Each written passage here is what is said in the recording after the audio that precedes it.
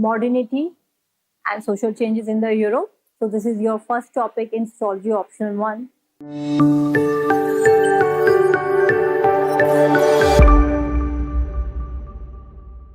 Hello friends, today we'll have a discussion on modernity and social changes in the Europe. So this is your first topic in sociology option 1, and we always get question from this topic. You can see here there are many questions UPSC always they ask.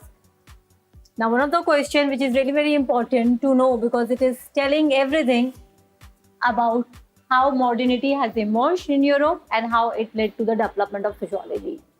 So this question like this: discuss the historical antecedents of the emergence of sociology as a discipline.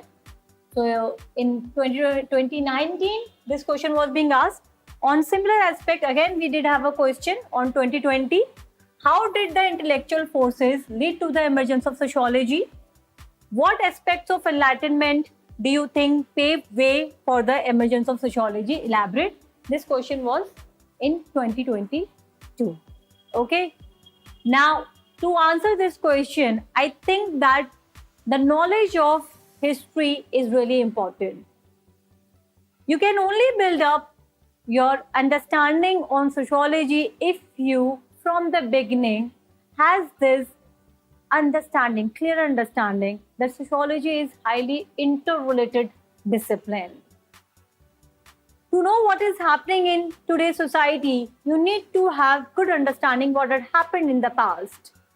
In fact, there are lot many sociologists who say that there is no differences in sociology and history.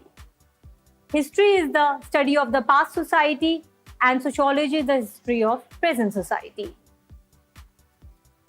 That is why you see that not many questions are coming from this particular topic into on the subtopics of historical events. And one of the question is directly asking historical antecedents.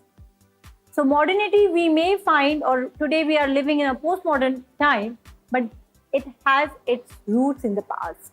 Okay, so let's see what type of clarity you should have to understand what is modernity and how and when we found a new discipline called sociology. What was the requirement? Please have this clarity that sociology is a critical discipline. It is very much interested to know how we analyze and understand our present society. It definitely helps you to become a deep thinker. If you have studied sociology earlier, or if you are studying sociology, and if you just can understand this particular point, that whatever you see in today's time around you, it might be a part of your common sensical understanding. You must have understand history, okay? But that is, in history, that is about the events in a chronological manner that you have to learn, maybe the facts, the dates. But when you are discussing about all this past phenomenon, you need to understand in cause and effect relationship. What happened in the past? What were the causes to occur that? And what changes it inflicted on society? That is how you need to understand history. Don't get confused that when I am talking, when I'm going to tell you about the world history, don't think that it is a world history topic. You just need to have little understanding that, okay, what had happened, what was the period of time. But you need to talk about modernity, okay? And that too in 150 words. So it really requires lot of practices and clarity. So as I have said, that to understand about modernity and social changes, you need to know what had happened in the world history. So I'm just going to give you a little understanding on the world history. I'm not teaching world history, it's just I'm teaching you the facts, what we have found. We know that all major civilizations of world prospered near river valley. And we know the reasons because of transportation, agriculture, and we did have civilization called Egyptians, Mesopotamian, and Indus Valley civilization, right? So this is what you can see here. We did have 4 river valley civilization, right? So this is, you can see the China one here.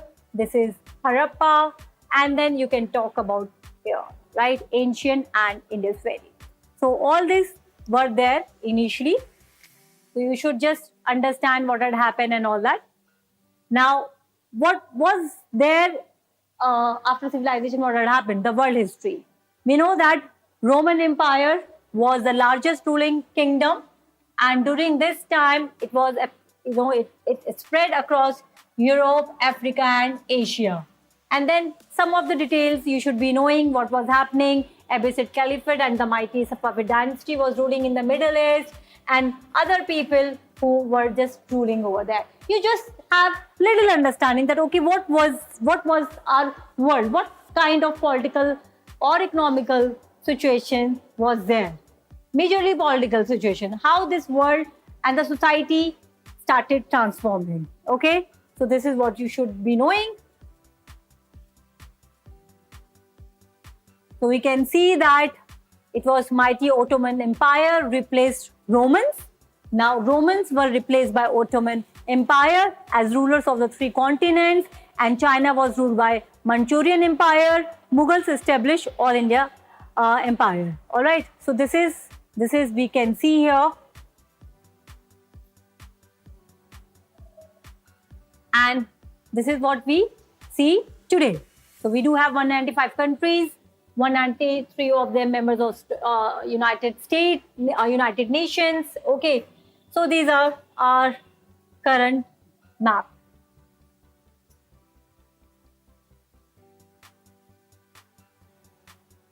Now, to understand how modernity have come, how capitalism have come, how society rapidly got changed, we must know about the period between from 9 to 12th century, basically from Dark Ages, Renaissance till Industrial Revolution. That is something as a sociologist we are, or as a student of sociology, we are interested in.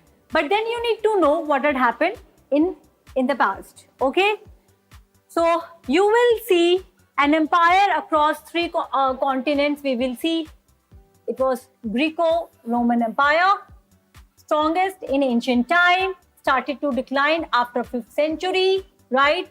And you will see that how Europe was divided into more than 500 feudal states. So what is something which you have to understand about feudalism?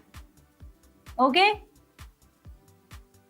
So Greco-Roman Empire and how they have declined, how reason was the feudalism. This is something we will focus on. And just for understanding, you should know what was happening in India. So Chalukyas were fighting with Imperial Cholas in south, and Gujara, Prithviraj and all that. It was happening in North India during this phase. Okay.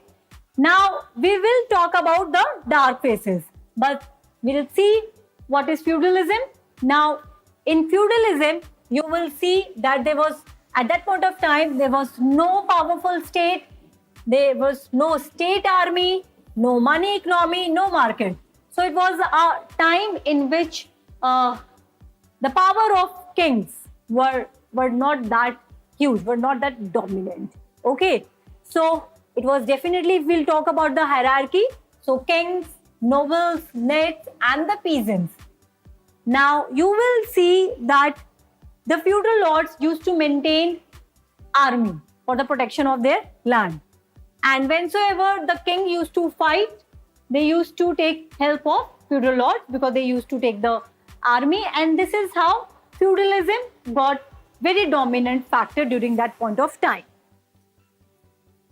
So you will see from 14th to 15th century onwards, and before that, what was happening?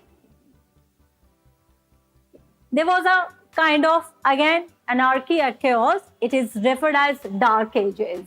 Okay, it is referred as Dark Ages because we didn't know what is happening, what we have to do, as a structure, as a social order.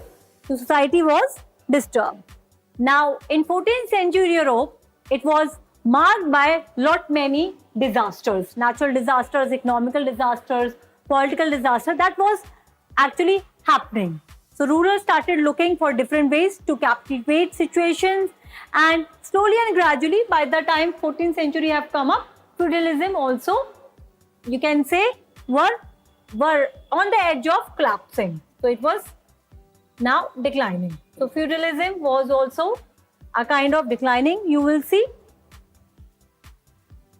But by the 14th century itself, you will see that philosophers were started asking that what should be the structure of a society. Okay, so definitely feudalism was there, but it was also having some sort of issues, problems. I mean, see, trading was the main important factor by the time it had happened.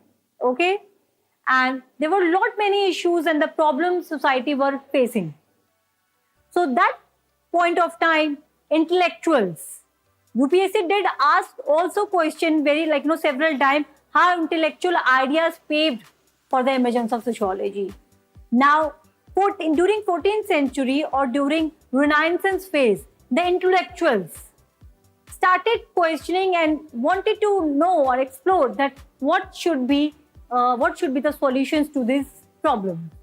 So what they have done, they started looking back in their past, in their history. In this, they have started highlighting that what their earlier people or the ancestors have contributed. So they started reviving their past. Okay, so they started reviving their past by reading different classical texts, art, literature, and finally they concluded that it should be humanistic values which should govern the society. It should not be power or religion which has no scientific tempo.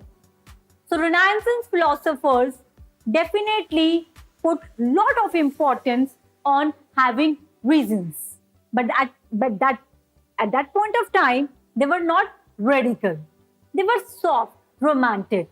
Like you will see how Leonardo da Vinci is making the pictures and explaining that how we should have a secular idea, and there are many philosophers. Okay, so what you will see, Renaissance is a rebirth of a culture, art, writing, music. Reformation was happening. They started talking about the Christian dominance, Enlightenment, scientific revolutions. All these were happening. So you did have Herodotus, you did have Pythagoras, you did have the writings of Aristotle and Socrates, Plato. These were the people. So that Renaissance was a time of philosophers. Okay. Now after Renaissance, you will see that the later second phase we can talk about as Enlightenment.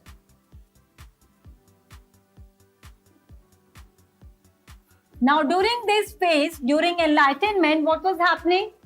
During Enlightenment, people become, philosophers become radical. They have started saying, and it is a period of 16th to 17th century.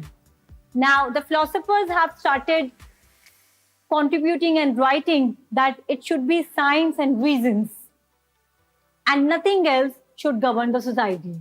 During Renaissance phase, people were exploring. But during Renaissance, after this Enlightenment phase, people have got enriched ideas, like we have Locke, Hobbes, who are talking about social contract theory. We have Montesquieu.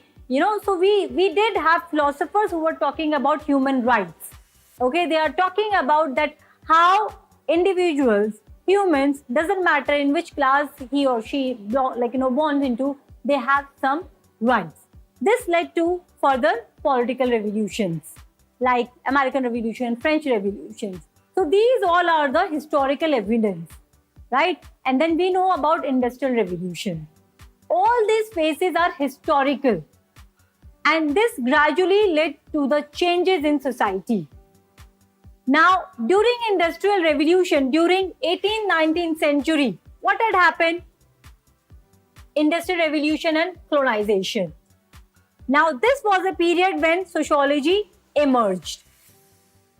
We did have American Revolution, we did have French Revolution, right? Lot many things were happening here.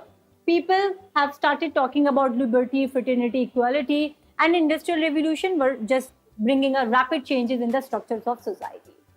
Now, at this stage, during mid 18th century, society was completely in chaos. It was not at all that earlier changes were not there, but the changes were gradual. But because of scientific discoveries and because of, enhanced rapid developments in communication and technologies, the changes which were coming, it was very speedy in pace. And everything was changing. Very first time, world witnessed something called slum developments. Migration started happening. People have started living their families into villages and then working in the factories in town. And lot many health diseases. So poverty become a major problem. And lot many other problems. Now all these force intellectuals of modern phase. You will say modernity, you can say, is generally we understand by various concepts, but modernity we talk about. So it was that period by 18th to 19th century in sociology we understand for the sake of understanding. Modernity has a lot of discussion. It's a phases, right? It's a new development. Now, all these changes led thinkers to believe that we need a discipline which can talk about practical issues of humans, which can also critically understand what had happened, which will not take anything as it is given to them. They will question it and try to analyze society with scientific temper. This actually was the major reason philosophers thought that we do have to develop our discipline, right? So during 17th century, Auguste Comte, Saint-Simon, and then you know that how Karl Marx writing has a major influences in sociology, Emile Durkheim. We do have many thinkers, George Simmel. All these thinkers are trying to understand what we can contribute by creating a new discipline, which other previously existing discipline could not do, such as philosophy, history, or any other discipline. Okay, so sociology did emerge because of all these historical factors which I just discussed.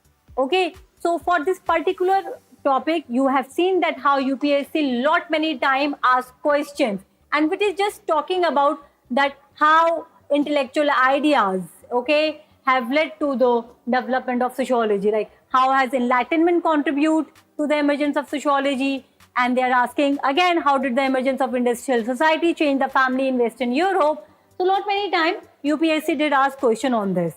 Okay, so I like to conclude. For your topic 1, you must have understanding of world history, what had happened in the past, but then you need to understand all those factors which is actually responsible for the development of sociology as a discipline, such as Renaissance, Enlightenment, revolutions like French Revolution in particular, and then Industrial Revolution. So if you're writing on these events, then I think you are writing on the demand of the question which is being asked, and I believe that you will get the good marks. Thank you.